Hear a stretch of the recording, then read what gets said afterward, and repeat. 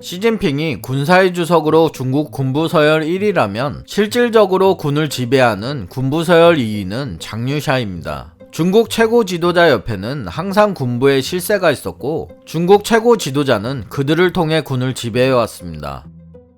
중앙군사의 부주석이 되기 위해서는 시진핑의 절대적인 신뢰를 받아야 합니다. 장유샤는 특히 2015년 양회 전날 중국 지도부 호위 조직인 중앙경위국을 대대적으로 개편할 때 특수부대를 이끌고 시진핑을 엄호했습니다. 이 사실만 봐도 시진핑이 장유샤를 얼마나 신임하는지 알 수 있습니다. 장유샤는 어떤 인물이고 어떻게 시진핑의 신임을 얻어 중국 군부 서열 최정점에 이르게 되었을까? 이번 이야기는 230만 명의 중국의 군부를 이끄는 장유샤와 중국 군부 권력에 대한 이야기입니다. 장쩌민 시대의 상하이 출신들이 중국 정계를 주물렀다면 시진핑 시대에는 산시성과 인연이 있는 산시방이 중국의 핵심을 장악하고 있습니다. 산시성 출신이 중국의 실세로 떠오르는 이유는 무엇일까? 중국 중서부에 있는 산시는 시진핑의 아버지의 고향이자 시진핑이 7년간 하방 생활을 했던 곳인데, 하방이란 정신재무장 차원에서 일정 기간 동안 농촌이나 공장에 보내 근무를 시켰던 것을 말합니다. 그렇게 산시성은 시진핑에게 정치적 근거지가 되었습니다. 시진핑 1기 시절부터 중국에서 지도자란 호칭이 붙는 공산당 정치국원 25명 중에 7명이 산시에서 태어났거나 근무했던 사람들이었습니다. 대표적으로 시진핑의 정적들을 제거하면서 시진핑 1인 체제를 만들었던 왕치산 역시 시진핑과 함께 산시에서 하방 생활을 같이 한 인물입니다. 시진핑 집권 2기에 중국 권력 서열 6위였다가 지금까지 살아남아 현재는 중국 권력 3위가 된 자오러지의 고향 역시 산시입니다.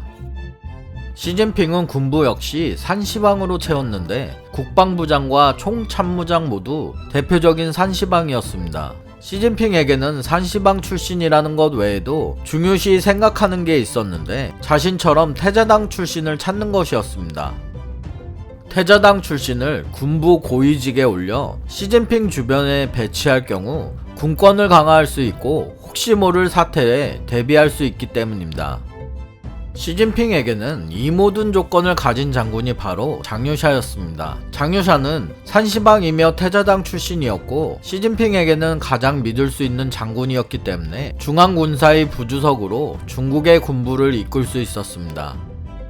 중국 공산당 19차 당대회 때 중앙군사의 부주석으로 선출되었던 장유샤는 20차 당대회에서 다른 장군들은 칠상파라 원칙에 걸려 대부분 퇴임하는 상황에서도 시진핑에게 의형제 같은 존재라고 불리며 나이의 관례를 깨고 더 큰 역할이 주어졌습니다.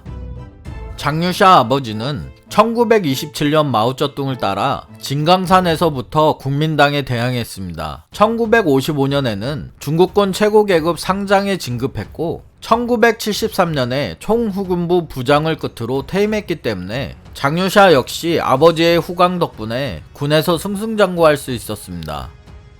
그리고 시진핑 아버지와 장유샤 아버지는 야전군에서 함께 일했기 때문에 대를 이어 친분을 이어오고 있다고 할 수 있습니다. 장유샤의 고향은 산시로 알려져 있고 실제 산시방으로 불리고 있습니다. 태자당 출신이기 때문에 1997년 소장에 진급했고 2005년에는 베이징 군구 부사령관에 올랐습니다. 2007년에 중장이 되면서 선양군구 사령원에 올랐는데 선양군구가 특별히 중요했던 건 군시설이나 장비 면에서도 그랬지만 전략적으로 러시아와 북한을 향해 배치되어 있는 요충지였기 때문입니다. 선양군구 상주 병력은 40만 명 정도이고 북한 유사시에는 병력 30만 명을 투입한다는 미락이 존재하는 것으로 알려져 있습니다. 이런 이유로 정예부대로 구성되어 있고 최신 장비는 가장 먼저 선양군구로 배치됩니다. 선양군구는 한국전쟁에 참전했던 2사 야전군의 인맥이 지금까지도 유지되고 있어 군벌 대립이라는 측면이 아직도 남아있다고 보는 시각도 있습니다. 제4 야전군 같은 경우 원래 항일전쟁과 국공대전을 거치면서 정예부대로 발전해왔고 특히 1949년 국민당군의 저항지였던 하이난을 점령함으로써 철군이라는 칭호를 얻기도 했습니다. 4개의 집당군과 랴오닝성 제1여단에 더해 무장인민경찰의 사단 병력이 있는 요지이기 때문에 선양군구가 실제로는 북한을 지배하고 있다고 극론을 전개하는 군사 분석가도 있습니다. 2010년 천안함 사건 이후 한반도의 긴장이 고조되는 시점에 북한을 방문한 장유샤는 중국 당과 정부는 북중 우호 관계를 희망한다. 선양군구는 군사 우호 협력 관계를 발전시키기 위해 적극 공헌하겠다. 라고 말하며 군사동맹 강화를 선언하기도 했습니다. 선양군구는 동북 삼성을 커버하는 대군구로 북한, 러시아, 몽골과 국경을 접하고 있으며 전투력 면에서도 베이징 군구에 이은 두 번째를 자랑하고 있습니다. 특히 한반도에 돌발 사건이 발생한다면 가장 먼저 움직일 중국 부대가 바로 선양군구입니다. 장유샤는 정치적인 능력도 뛰어났는데 장점인 계파이며 당시 군부의 실력자였던 시차이어우의 환심을 샀기 때문에 총참모장으로 영전할 거라는 말이 나돌기도 했습니다. 2011년 중국 최고 지도자였던 후진타오는 6명을 상장으로 승진시키는 군부 인사를 단행했는데 이때 장유샤도 상장으로 진급했습니다. 후진타오는 상장 인사를 통해 군부에 대한 장악력을 높이려는 의도가 있었는데 이때 장점인 계파의 사람은 자팅한 한 명으로 장유샤는 후진타오의 사람으로 분류되었습니다.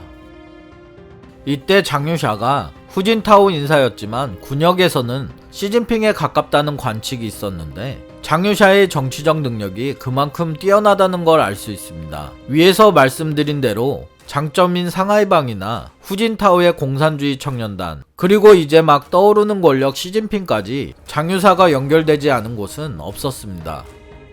시진핑이 중앙군사위를 접수하면서 장유샤를 군사위 부주석에 기용하려 했지만 이번에는 장점인과 후진타오의 반대로 관철시키지 못했습니다. 장유샤가 가진 능력 자체도 뛰어났는데 태자당이라는 든든한 배경에도 장유샤는 중국 베트남 전쟁에 참전한 실전 경험을 갖고 있었습니다. 그리고 이것은 7개 군구 사령원 중에서 장유샤만이 유일했습니다. 장유샤는 1978년 처음에는 중대장으로 중국 베트남전에 참전해 주력 부대를 지휘했고 누구보다 적극적으로 전투에 임했습니다. 중국에서는 본때를 보여준 승리라고 선전하고 있지만 사실상 중국이 패배한 전쟁으로 평가받고 있는데 장유샤는 119 연대장으로 라오산 작전을 성공적으로 이끌었습니다. 라오산은 중국과 베트남 변경에 있는 산으로 전략적 요충지였습니다. 장유샤의 작전 개혁으로 손쉽게 라오산을 탈취한 부대는 이후 베트남 2개의 사단이 공격해오자 베트남군 300명을 사살하고 중국군은 9명이 사망하며 라오산을 지켰습니다. 이런 능력과 배경으로 시진핑이 중국 최고 지도자가 된 이후에는 줄곧 군부의 실세로 시진핑 호위대라고 불렸습니다. 2017년에 이어 현재까지 시진핑에 이은 군부 권력 2위로 시진핑 옆을 굳건히 지키고 있습니다.